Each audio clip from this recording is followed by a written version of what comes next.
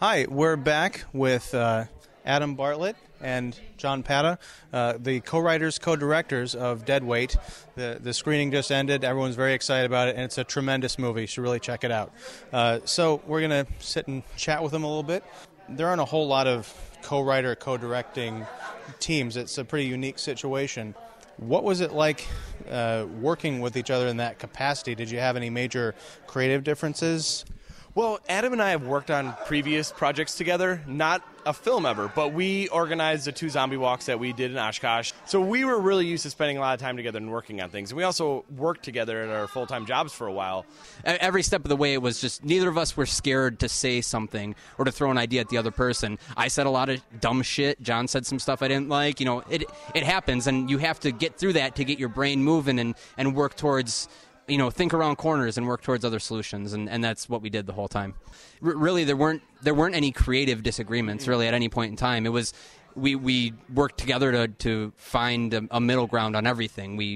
One of us would have a great idea that someone would, and then one of us would have a bad idea that the other person wasn't into, and ultimately was for the best. That we didn't go with something like that. Honestly, there's only 2 times in the 2.5 years that we've been working on this. That one time in writing, we didn't even write a single word that night. We just yelled at each other for like 5 minutes, or 5 hours. It was like 5 hours. And then in production, we didn't know where we were going to film because of the snow, and it pretty much ended with us just yelling at each other. And actually, Dan Kiggins, one of our producers, had to break us up. And a water bottle was thrown, no punches were thrown, but 12 hours later, we were hugging and laughing. So Because you learned to let it go. Oh, that was a nice one. That was nice.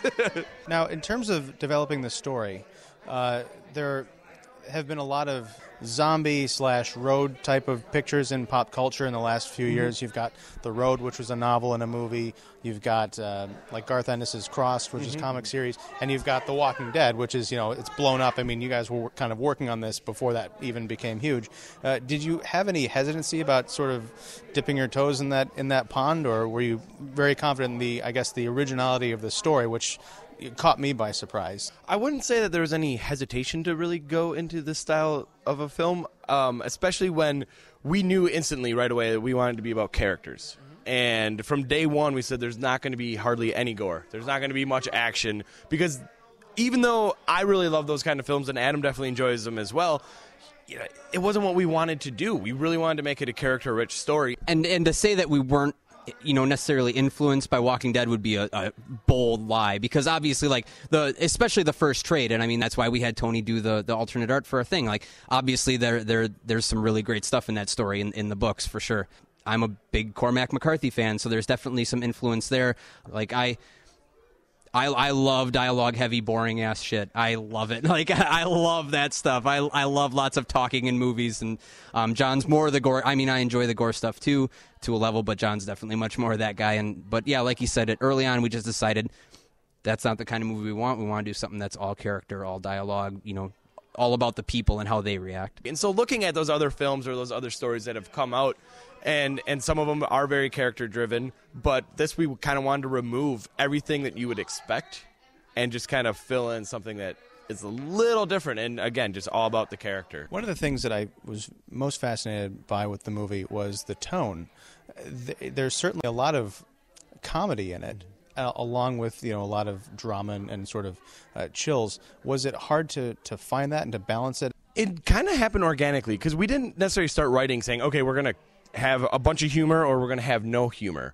It just kind of started, and especially when it deals with the flashbacks, because we really wanted to show Charlie and Samantha in this very fun relationship, because we wanted it to contrast the present timeline. The primary idea was the post-apocalyptic aspect of the timeline, and that that's obviously the primary part of the story. Really, the flashback stuff kind of complements that and kind of gets you more, hopefully, we're hoping it gets you more emotionally invested in Charlie and his journey and what he's searching for.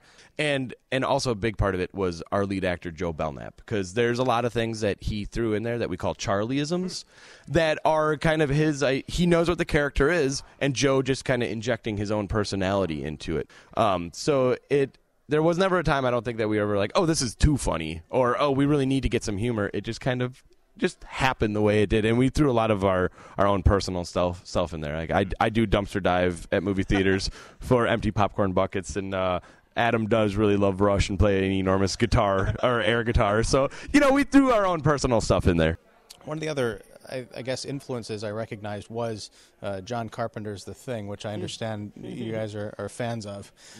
Particularly, I caught the characters' last names. Tell me that was a conscious decision. Charlie Russell and Samantha McCready. I guess we'll put this out there. There are actually 11 references to Kurt Russell in the film. Okay. Just Kurt Russell in general. Just Kurt Russell. The Thing, obviously, it's my favorite movie. The Thing's one of my favorite movie, one of John's favorite films. So that was definitely like, we got to reference The Thing somewhere. There's actually some dialogue in there too. That's one of the guys says, "You got to be fucking kidding." You gotta be fucking kidding. And too, like talking about tone, going back to that last question, I feel like The Thing, Carpenter's The Thing, kind of achieves that. Like there's a specific feel about it just being about the characters, and it's there's very few instances of like gore and the monster or whatever of the thing and who it's taken over. But a lot of the time it's like psychological shit between these people that are trapped there. And I guess that was sort of like a unintentional inspiration too, aside from just making tons of Kurt Russell references all over the place. But if you look at the props, we'll just say that anytime you see a prop, there's a good chance it's going to be Kurt Russell on it. That brings me to my concluding question, because it's very clear that Adam and John have given us all some homework. How do we see Dead Weight, and how do we get it? For starters, you can go to our website, which is carryingdeadweight.com, and on there you'll get a link to our store where you can purchase the regular 2-disc edition of the DVD for $15, or for $5 more, you get the exact same DVD contents, but you get the limited edition slipcase with the artwork done by Tony Moore. And we're also going to be hitting the road a lot coming up. We have a screening at the Chicago Fear Fest on April 14th. We'll be screening at 9 o'clock on Saturday, April 14th. And then we're hitting a bunch of conventions. Will be the ones that we're confirmed at are Louisville Fright Night Fest and Wizard World Philly, Wizard World Chicago, and Flashback Weekend, and we got a bunch more that we're sending in for, and film festivals where we started submitting, and so we're waiting on hearing from some other film festivals, but we're going to get this out there one way or another. I'd like to thank you guys very much for sitting down with us and for making a wonderful movie that everyone should really check out, and best of luck in the future. Thank you very guys. much. Thank All you. right. Thank you so much. Take care.